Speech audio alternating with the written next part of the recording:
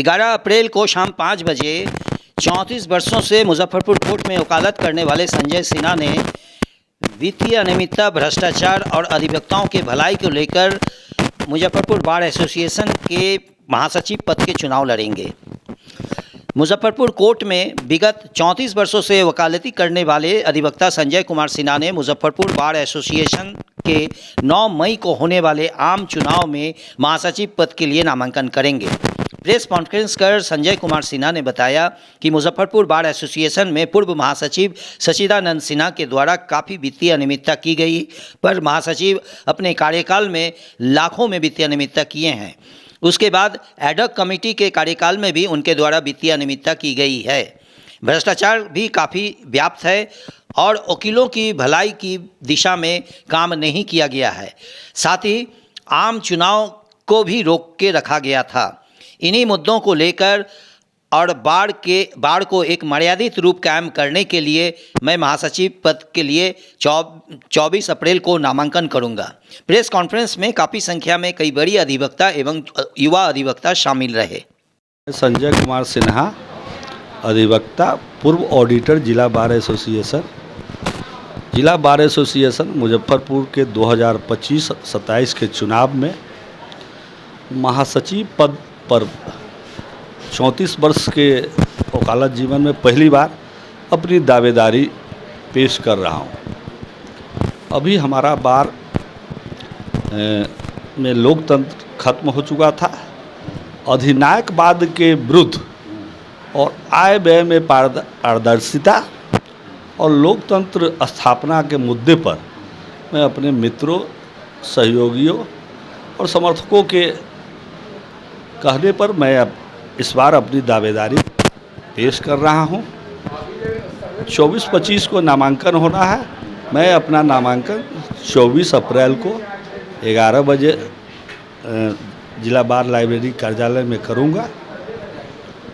और बार अनियमितता की बात कर रहे थे, जो उसमें पारदर्शिता नहीं है, उसमें क्या है? देखिए, अपना बार का कार्यकाल 2 वर्षों का होता है और हर साल आम सभा को सेक्रेटरी और ट्रेजरर को आय व्यय का ब्यौरा देना है।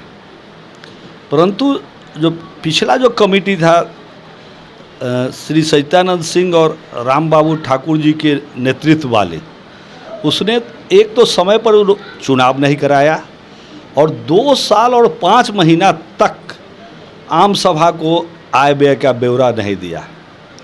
तो एक तरफ वित्तीय अनियमितता तो है ही, कितनी वित्तीय अनियमितता? करोड़ों लाखों में वित्तीय अनियमितता है। स्टेट बार काउंसिल में लगभग 400 अधिवक्ताओं ने का एक संयुक्त ज्ञापन मेरे और सुशील के नेतृत्व में स्टेट बार काउंसिल के चेयरमैन को दी गई थी, जिसको वहाँ के एक मेंबर स्टेट बार काउंसिल जो वरीय सदस्य है बिंद केसरी बाबू ने भी इंडोर्स किया था। लेकिन Sachidanand Singh state bar council के भी विधि विवादित सदस्य हैं। उनके प्रभाव में आकर चेयरमैन ने आज तक हम लोगों के उस मांग को एजेंडा में भी शामिल नहीं किया, जिस कारण उनकी स्वेच्छाचारिता बढ़ गई। और जिस दिन मतलब कि हम लोग के पिटीशन पर सुनवाई होनी थी, उसको एजेंडा में ही नहीं रखा और बीच में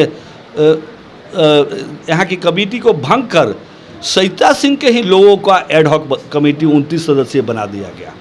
और इलेक्टेड कमेटी से ज़्यादा अनियमितता और वित्तीय मतलब कि आय व्यय इस तरह से कमेटी ने किया है, जिसको कोई अधिकार नहीं था। Even according to model rules secretary general को 500 रुपया से अधिक खर्च करने का अधिकार नहीं है।